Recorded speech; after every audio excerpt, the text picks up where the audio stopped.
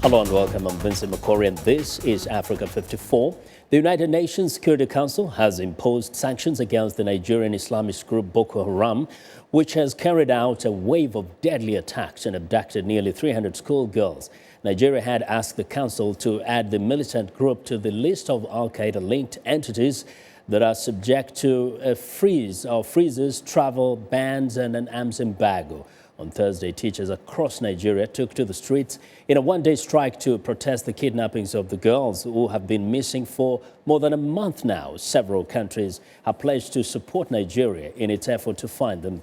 On Wednesday, U.S. President Barack Obama deployed 80 U.S. military personnel to Nigeria's neighbor Chad to help in the search. Boko Haram has said it wants to establish a strict Islamist state in northern Nigeria.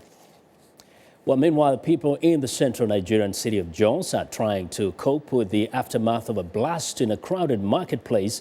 At least 130 people were killed, among them women street merchants, shoppers and medical students nearing graduation.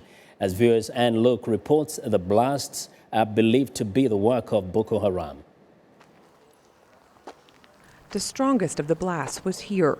You could buy lingerie, shoes and clothes. Witnesses say authorities did not respond to reports of an abandoned white van that sat there for 5 hours before exploding. Militants have been raiding villages and killing residents by the hundreds this year in Nigeria's northeastern security zones. Since April, they have extended their reach. They have bombed Kano and a busy bus station in the capital, Abuja, twice. The goal was clear: kill civilians.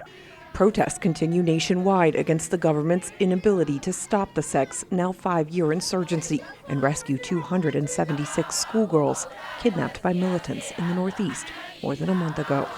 In Jos, there were 2 large blasts. The second, near this teaching hospital, killed medical students leaving lectures. Families flock here now in search of the missing. Student Chris Obole comes out with his father. They found his brother and fellow student, 23-year-old Michael. At least 7 students have been identified. Some of the victims that we saw, some of them, their heads are not there. Some of them, their faces are bruised, so we can hardly identify the ones that are our students. For these ones that we're able to identify, because their faces were still intact. One of the victims was 24-year-old Francisca Nwafor. She was Teresa's eldest daughter. I'm supposed to graduate this year. We are all looking forward for her graduation. And she has been promising us a lot of things. Mommy, don't worry. Mommy, don't worry. That when I graduate, I'm going to do a lot of things for you. I'm going to change the family. I'm going to do this. She's a promising child. She was a promising child. Family and community members assemble at the house.